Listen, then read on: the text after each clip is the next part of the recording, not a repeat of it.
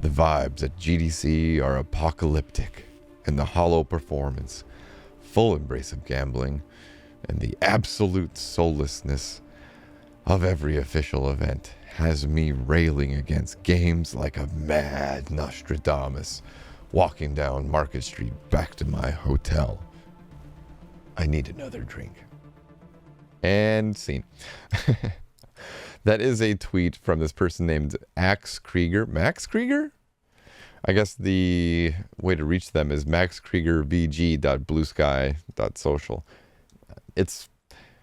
I don't know who you are. I don't know what you do for a living. I don't know if this is your first time being at GDC, but you have really captured the general GDC vibes and the vibes of this industry. I'm not there at the Game Developers Conference this year. To those uninitiated, every year the conference happens.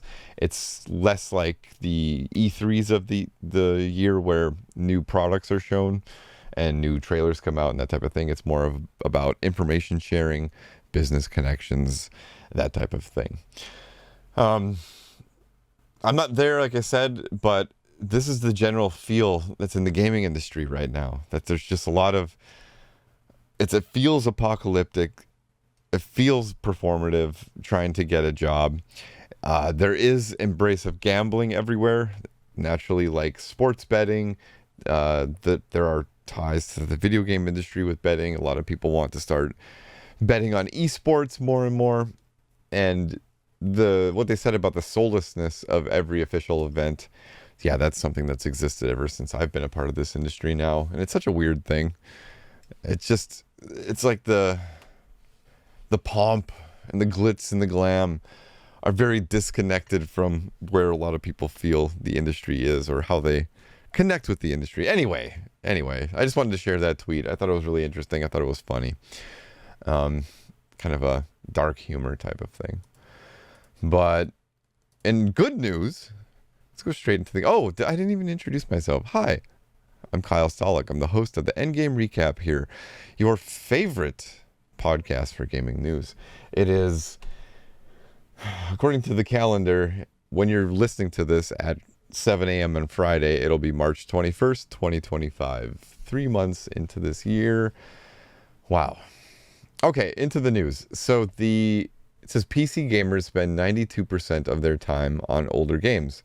Oh, and there are apparently 908 million of us now. So 908 million PC gamers. This one says, Ben Porter, director of consulting at video game market intelligence company Newzoo, is giving a GDC talk this week that picks out some highlights from the firm's annual look at the state of the games industry. PC Gamer was fortunate enough to get a sneak peek at his slides, and one of the takeaways is that PC gaming is bigger than ever, and we love to play old games. The results are extrapolated from a yearly in-depth survey of 73,000 players, alongside data from over 10,000 games. From this, Newzoo says that the PC market is growing at a steady rate, with an estimated 873.5 million players in 2023, rising to 907.5 million in 2024. And that beats out the console audience that says it was an estimated 653 million in 2024. So it can break down the hours in each game. I don't know how they get this information, but it says 7.1% of the total hours spent were on Counter-Strike Global Offensive. That's Counter-Strike 2. 6.4% were in League of Legends. 6.2% were in Roblox. 5.8% were in Dota 2, and 5.4% were in Fortnite. Very interesting to think that Dota 2, a game that peaks at something like 250, 300,000 people on Steam, is even that close to Roblox, a game they say, has 1 billion players or something. Never trust this data 100%, people. Always take it with a cup or two of salt. I don't know. I'd love to just sit down with some of these people. Anybody listening, if you know some of these people working at these companies, reach out to me and I'll do an interview with them on this podcast. I would love to get to the deeper dive here. I just don't have those connections. Could I use LinkedIn? Yeah. Should I start cold calling people? Maybe. I don't know. Let me know what you think. If you want to hear some more interviews on here, let me know. Ping me on the social medias or leave a comment somewhere. Okay, this one says, why one video game studio is protecting its coders from harassment. Ubisoft's leadership expects controversy to follow the release of its newest title and is taking extraordinary steps to safeguard its employees from online attacks.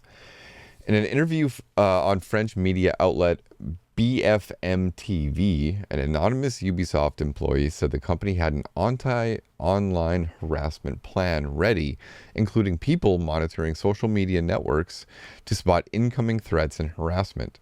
If such bad behavior does occur, there's also psychological and legal support ready for any affected employees. Ubisoft is so worried that it's even instructed its developers to avoid mentioning where they work on social media accounts. The employee also claimed that the company's lawyers are ready to file complaints against individuals in the event of confirmed harassment situations. It says, all of this may strike you as somewhat extraordinary and a niche issue that has no particular relevance to your company. But the thing is, Ubisoft's leadership is likely remembering the dramatic, chaotic, and broadly condemned Gamergate fiasco that unfolded in 2014 and 2015. This so-called movement was a loosely organized harassment campaign that targeted mainly female game developers and writers at certain news outlets, resulting in doxing of some developers' personal information and rising to threats of sexual violence and murder. So yeah, that did happen. The facts are this. The Gamergate movement started, and Steve Bannon confirmed that he modeled much of his right-wing campaign and information and the way that they radicalize people on Gamergate. And so there are actual connections. He said this. This is not any type of big reveal or bias on my side. He admitted that. So there have been consistently these ties to hate groups and all that with this Gamergate movement. There are communities that call themselves Gamergate 2 online, and there's a heavy overlap in the people that are brigading, how do you say that word? The latest Assassin's Creed game. So what's happening now, these people are harassing developers for this game. And I think this article is somewhat not contextualizing it enough, but there are confirmed attacks on these developers for these games by this hate group. And on one side of the coin, some people are saying, how dare Ubisoft potentially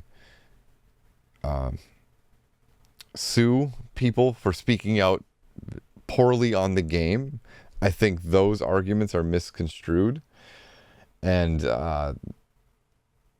in thinking that if they criticize the game on social media, that they will get, taken out by Ubisoft, if you will. It's mainly if you attack the developers. And as someone who's worked in the gaming industry for a long time, I guarantee you they do not care about what you're saying online about the game. They really do want to protect the people working there. So please don't do that. Just say whatever you want about the game, wherever you want. Just leave the developers out of this. It's hard enough in the game industry right now with people, with the after effects of the Me Too movement, how it still probably needs to happen, and many other things. So be nice. Come on. We're pretty serious right now in the beginning of this. We're going to get it out of our system for the most part. But this next one it's got a happy story to it. So remember that game, The Stanley Parable? Well, the developer came out with a new game called Wonder Stop, and there's a long journey in getting there. Wonder Stop is what you might call a more traditional game with traditional game mechanics, while Stanley Parable was a glorified, if you will, walking simulator. One of the smartest games in the last 10 years. If for those who haven't played it, you played as this person named Stanley, and as you are walking around this office, you'd uncover lots of different paths. It was kind of like a choose your own adventure for a video game with a narrator that was talking about what you were doing that would egg you on, so on and so forth. It was very meta. It was very commenting on video games and the act of play and all that. Probably one of the top 10 best written games ever. Apparently it was made by one guy. So this article at the New Yorker, this is why a lot of video game journalism needs to step up, and probably why it will never be able to, because I don't think there's a lot of people in the gaming industry that are interested in this article, but a lot of people outside of it. This is a human interest story about the gaming industry. So this person, actually, you know what? Let me read a bit of this. It's kind of long, but I can read a few paragraphs from it for you. Out of respect for this writer from the New Yorker. It says, his father once told him that it was hard to have a conversation with him in his adolescence because Redden, W-R-E-D-E-N, that's the person who made the Stanley Parable, usually forgot what other people said. It wasn't like a memory thing or an ADHD thing, Redden recalled. It was literally just like anything that didn't fit into my big grand plan of doing as much as possible. Achieving as much as possible and thinking as big as possible just wasn't relevant to me.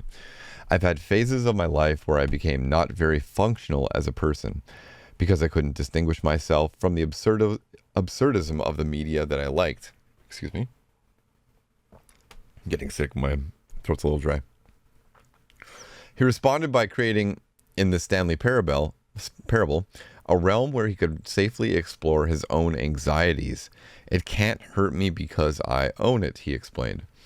I thought that if I made a game that spits in the face of an attempt to find meaning in the world, that it would somehow map onto me as a real person, and I would get over my fear of meaningless in the world, and it did not work.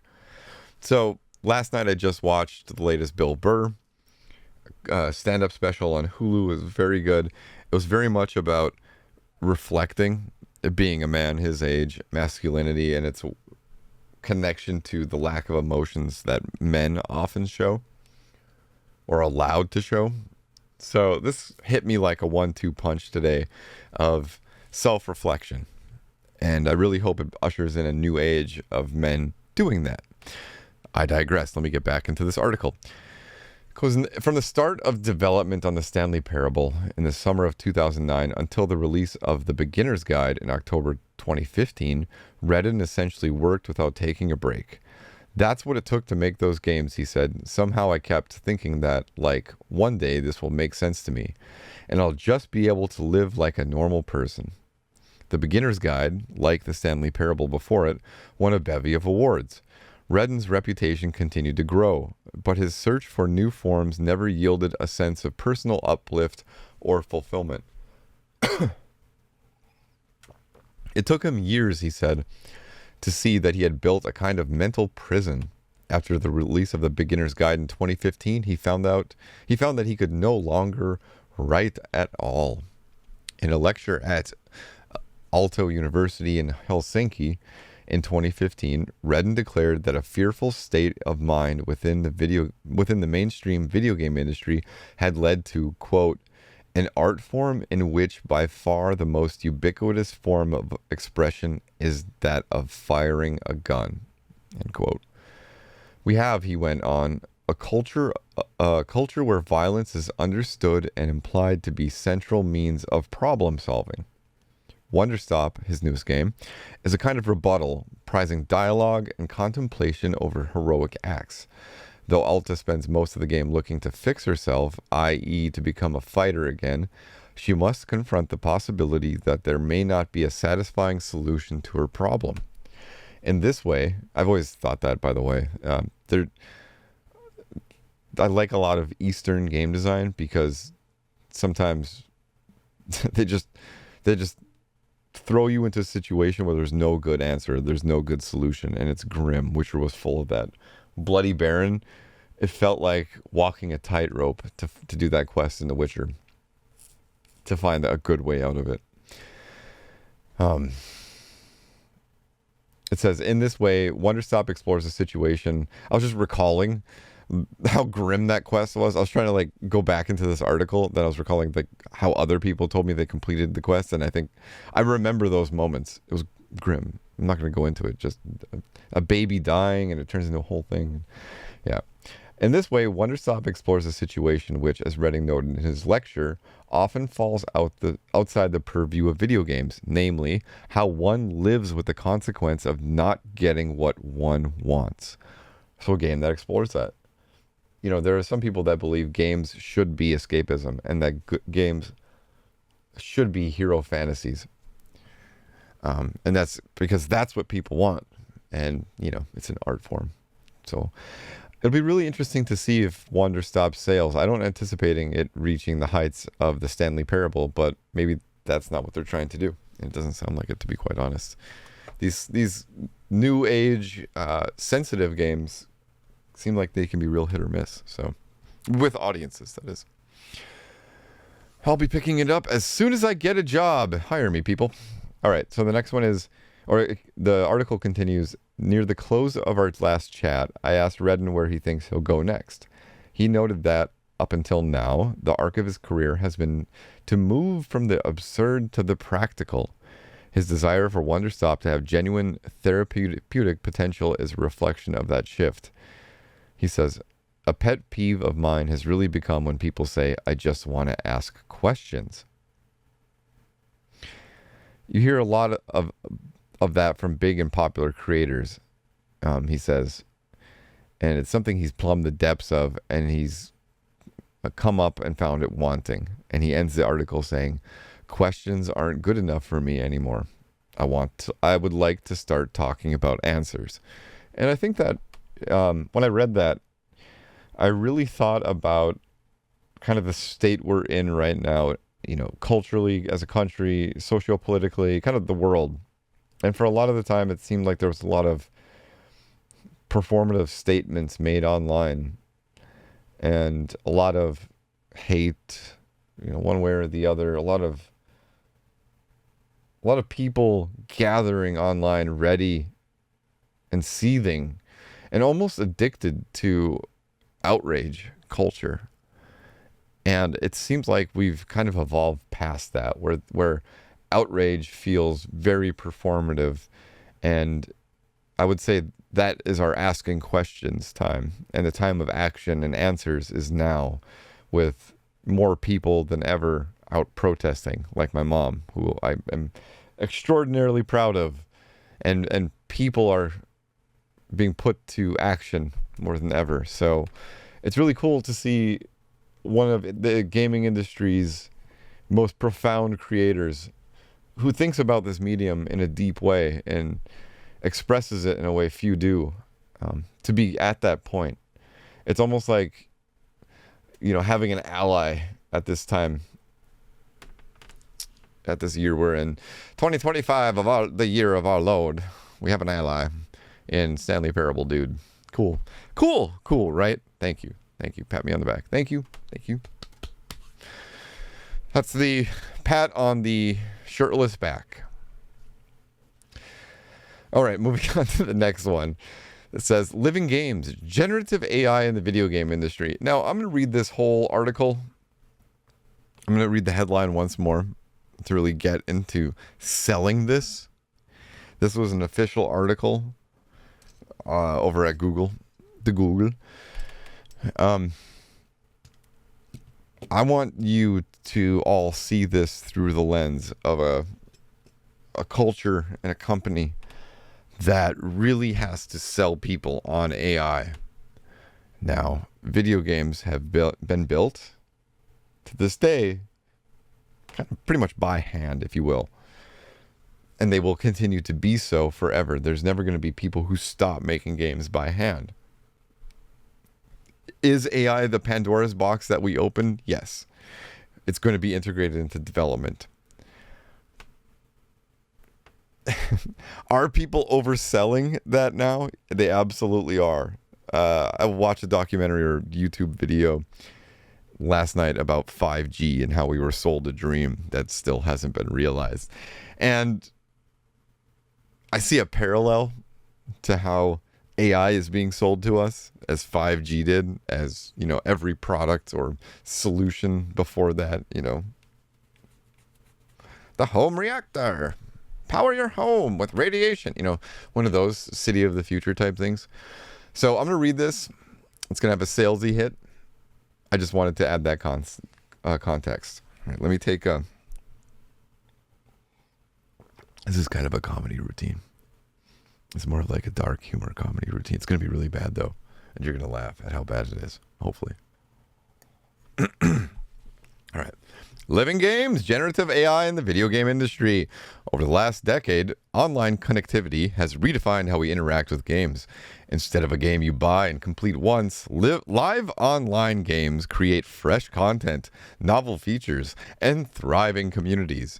Something new is always happening in the game, which gives players a reason to jump back in. Now, generative AI, Gen AI, is taking things to the next level with living games. Games that adapt, grow, and evolve themselves. Imagine a game that can learn how you play and adjust the environment, characters, and storylines to fit your unique playstyle and skill level. Picture building entire worlds, the perfect mods or custom game items just by describing them, or having conversations with virtual characters that feel as natural as talking with another human player. These are the kind of experiences Gen AI makes possible. Capcom, creators of hit franchises such as Street Fighter, Monster Hunter, and Resident Evil, is using Vertex AI and Gemini to generate hundreds of thousands of ideas for game development. Google Cloud AI allows Capcom to rapidly generate and iterate on ideas for creating items and environments, helping to lower costs and speed up the time it takes to create new games. I copied and pasted this, and the formatting is really bad. Google Cloud's AI solutions enable faster processing, high-quality image generation, and efficient management of large data sets, allowing Capcom to rapidly iterate and improve game content. Clang Games, the studio behind the massively multiplayer online game Seed, uses Google Cloud to bring its evolving virtual world to life. With Google Kubernetes Engine, GKE, Vertex AI, and Gemini models, Clang will enable hundreds of thousands of autonomous virtual humans, known as seedlings, to exhibit unique personalities, form relationships, and shape emergent societies through natural conversations and persistent interactions. Yeah, this will all happen. It'll all absolutely happen. If you look at Star Trek, the holodeck, the holosuite, whatever you want to call it, we're going to have that one day. On a long enough timeline, we're going to have it, whatever that product is. I'm kind of making fun of this a little bit and overselling it, but it's going to happen. I don't know if it's going to be tomorrow, though, and I don't know if it's going to be as... What I'm basically saying, people, is that this could be one of those dream scenarios where they're overselling something that's going to be here in like 20, 30 years. Maybe longer. I don't know. I just think it's funny. That's the joke. He explained the joke. It's no longer funny, even remotely funny. It was never funny in the first place. I'll move on to the next item. Okay, I'll move on to the next item. All right, this one says, why more Americans are turning to video games and what it means for brands. Because that's the first thing on everybody's mind. If you tell someone more people are playing games than ever before, if you just go up to a stranger at the bar, at the clothing store, at the coffee shop, the first thing that they'll respond with is, what does that mean for brands? It's proven. At least 9 out of 10 times. I'm certain of that. Because that's what we care about these days, is brands, right? All right, let me read this. As third spaces dwindle, well-being falls, yay! And fewer Americans feel the urge to go out, boo! Yay! Let's be happy in the apocalypse. All right, video games are increasingly becoming a haven.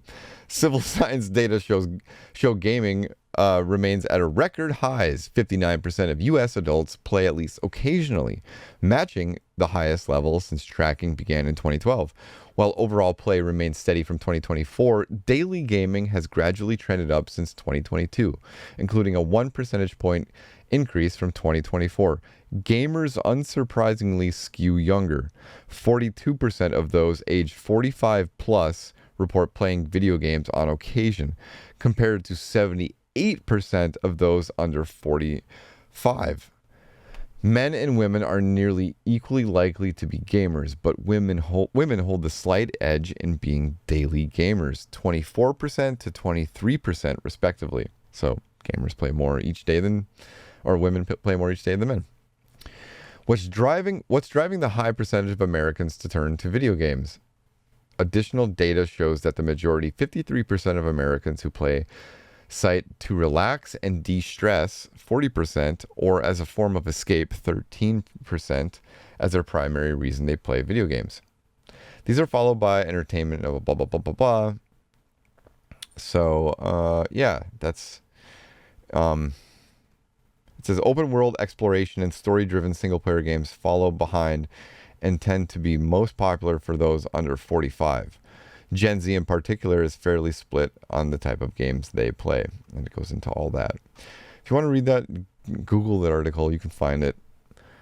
So people are playing more. I was looking at consumer spending. Consumer spending is down.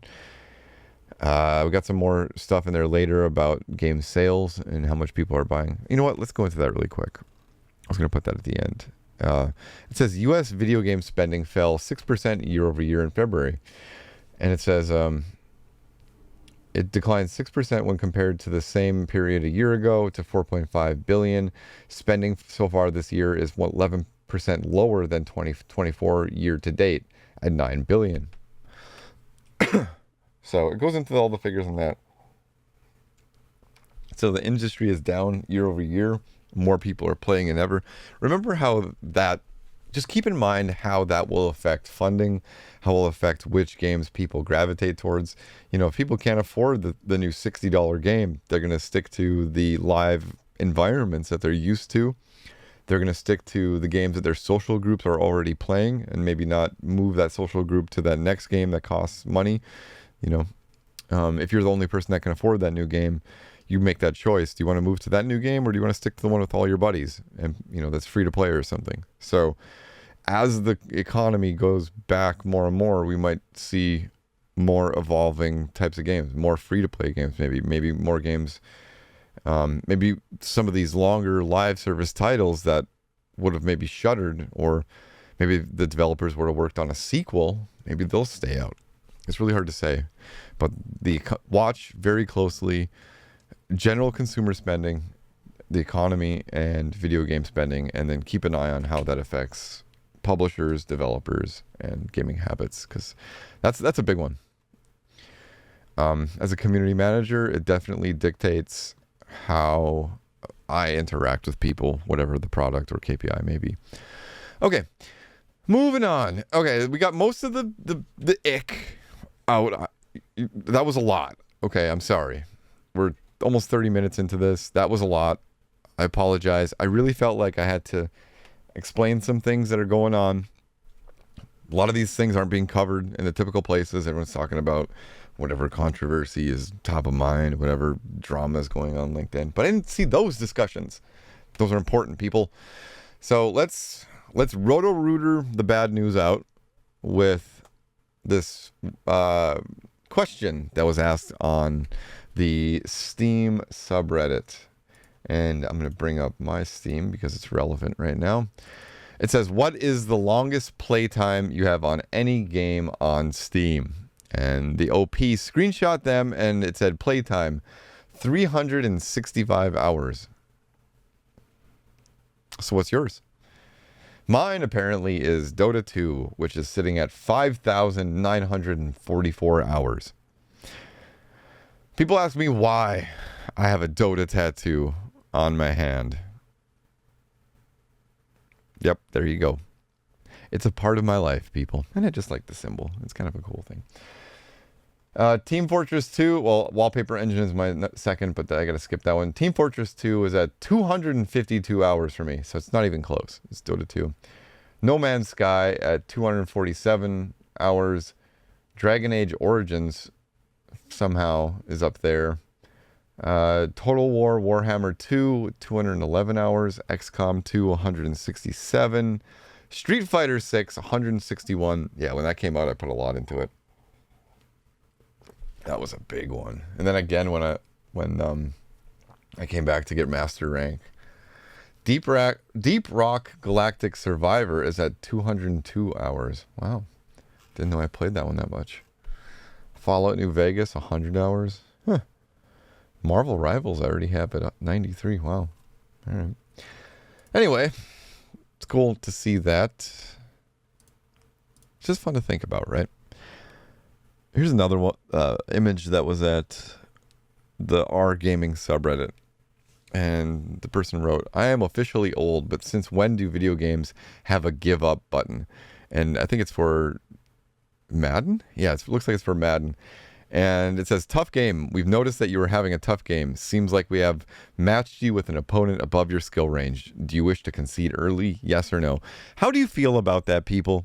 Tell me, how do you feel about having a surrender button in games? Do you think it's copping out? Now, I'd like to add some context to this. It says it was the second... Do you call them quarters in football? Yeah, you do, right? Second quarter, 36-0. The person was behind. It was 4 minutes into it, or 4 minutes left. Is that surrender time?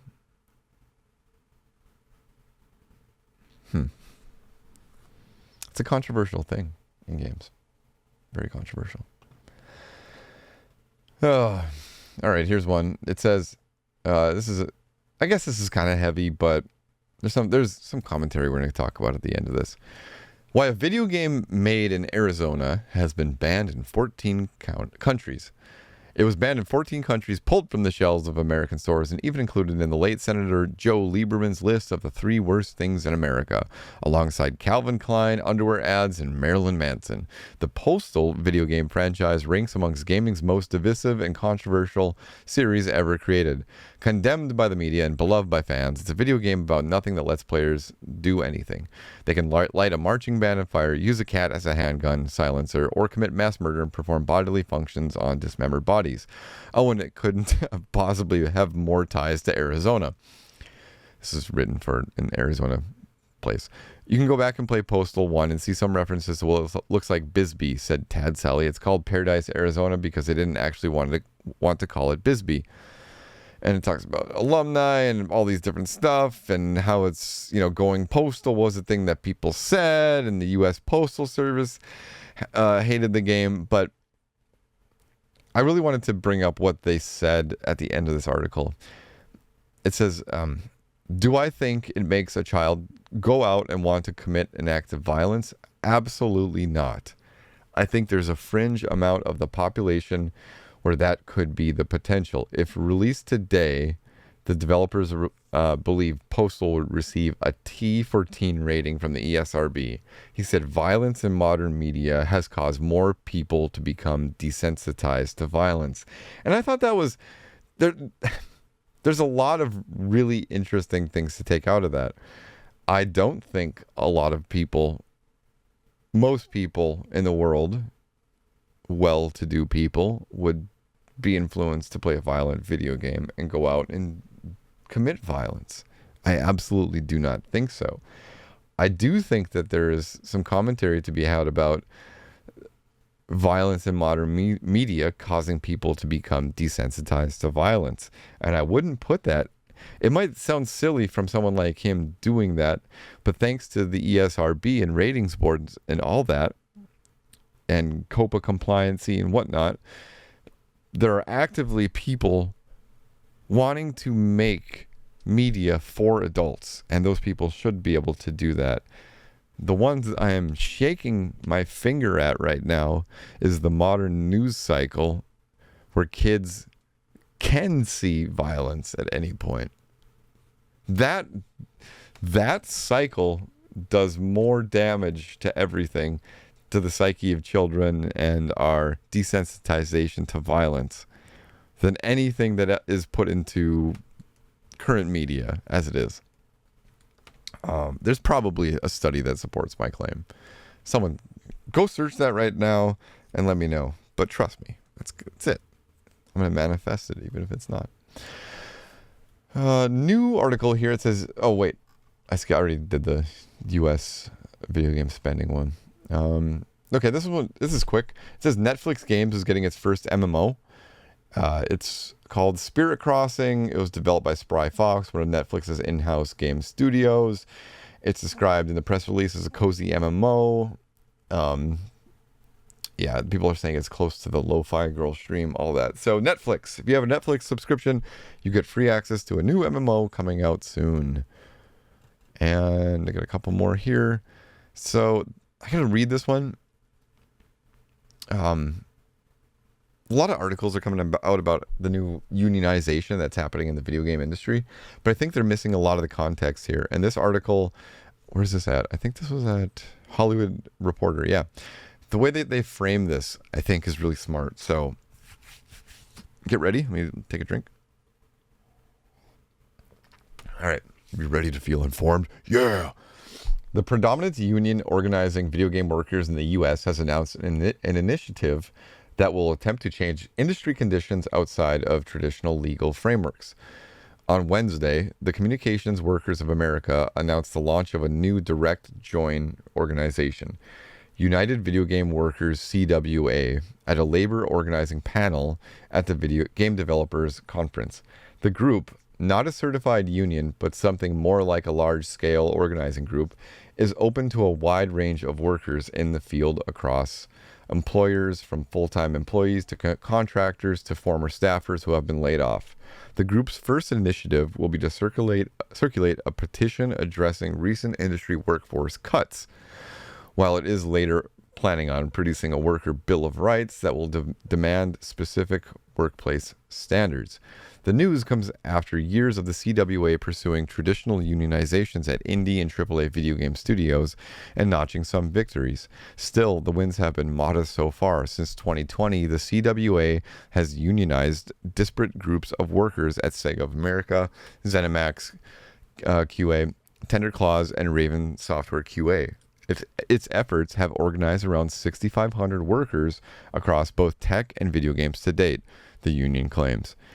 In an opinion piece published in a CWA zine circulated at GDC, code CWA senior campaign lead, Emma Kinema, argues that with President Donald Trump in the White House, the Department of Labor and National Labor Relations Board are under attack. She adds, "We can no longer expect to rely on traditional legal frameworks to build worker power and to improve workplace conditions." And it says key issues for the group are improving wages, regulating working hours and crunch time, addressing large-scale layoffs, and changing video games' bigoted culture, according to the new United Video Game Workers website. So that's pretty cool. Got to protect each other in this industry. Yay! Come on! Some energy, right? Unions!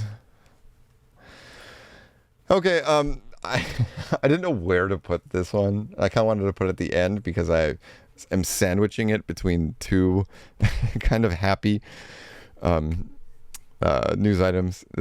This one says Ark Aquatica DLC trailer slammed for its blatant. Let me read that again.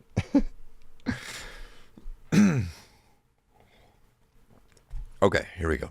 Ark Aquatica DLC trailer slammed for its blatant use of AI slop. Eurogamer.net. So the next DLC for Ark Aquatica, or for Ark, is coming out, and it's Aquatica, all that stuff. Apparently, Snail Games, the publisher, this is what people are saying in these articles, I'm just reading it, released a trailer that some are saying has AI slop, or is made entirely of AI slop. The developer, some are saying, is distancing it themselves from this trailer. Now, how do people know that it uses AI? Well, there's a lot of telltale signs. The perspective, the way that it flows, no pun intended there. From a first-person point of view, moving forward is like the default thing for some of these AI video programs. At one point, the lead character looks like they have 3 hands while holding a weapon. Fish seem to fade in and out at certain points. So, what do you think of that, people? Is it okay to use AI in a video? Is it one of those things where it's like, I don't want to know? And at some point, it's going to get so good that those telltale signs won't be there. But Snail Games and the Arc developer are getting a lot of flack right now. But I think with everything going on in the traditional news cycle and also the video game industry with GDC, this one's going to be quickly forgotten, but the community is going to remember this forever. And you know what happens? As a community manager, let me give you my CM perspective on this. If I was a part of that game right now, and I was like the head of community, I would not only be worried about the amount of vitriol I now have to keep an eye on and how it's going to become pervasive throughout every aspect of the community. 10 years from now, if the game's still open, people are going to be making jokes about that. The other part that I always worry about in these situations is the goodwill that's shot to shit, essentially, after. It's like, as a community manager, a lot of the time you feel like Sisyphus pushing that boulder up the hill.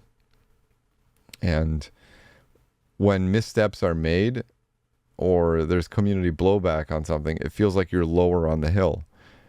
And when you've put in the time, you have a good game, a great back and forth with the community, you understand each other, you feel higher on the hill, and you feel like you have more of an ability to get creative, to have fun, to build UGC programs, to do really interesting stuff.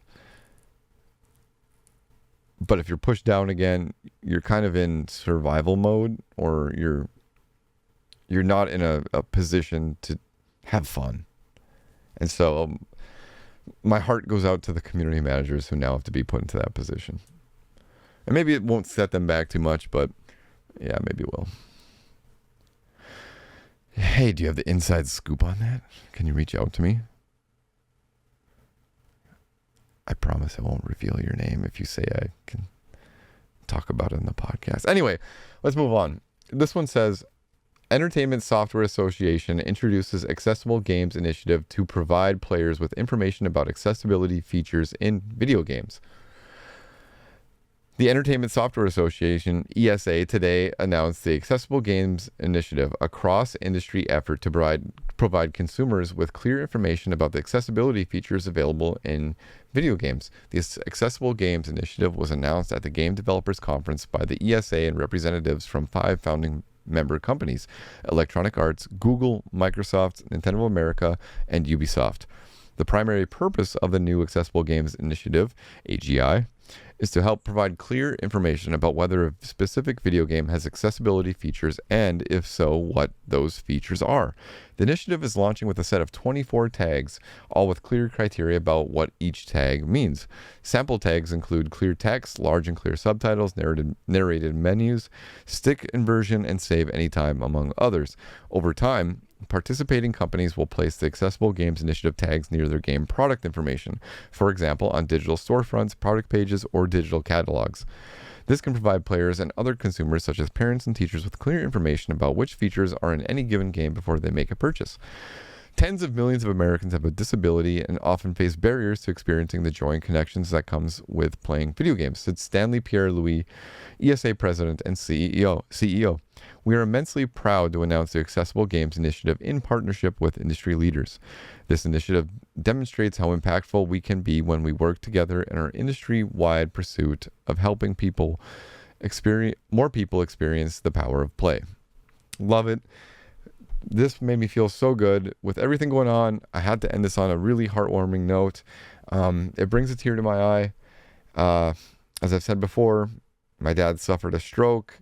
His video game capability is very much limited to his right side of his body, his right foot, and his right hand. And my wife is going blind and needs every bit of help for accessibility. Oof. that she can get. And sometimes it's hard when we get excited to play a game. Excuse me. Ooh. When we get excited to play a game and we buy 2 copies and she can't see it. And it's so nice to have these tags be available for us to check before we get excited and get to that point. So, whew. I'm sorry. I'm Kyle Stolick. Thank you so much for listening. I appreciate it every week. Go have fun out there this weekend. It's going to be a good weekend. It's going to be nice. Make it a good weekend, no matter if the weather is terrible. Too much bad stuff is happening in the world. Find your fun, people. Find your fun. I'll talk to you next week. Bye.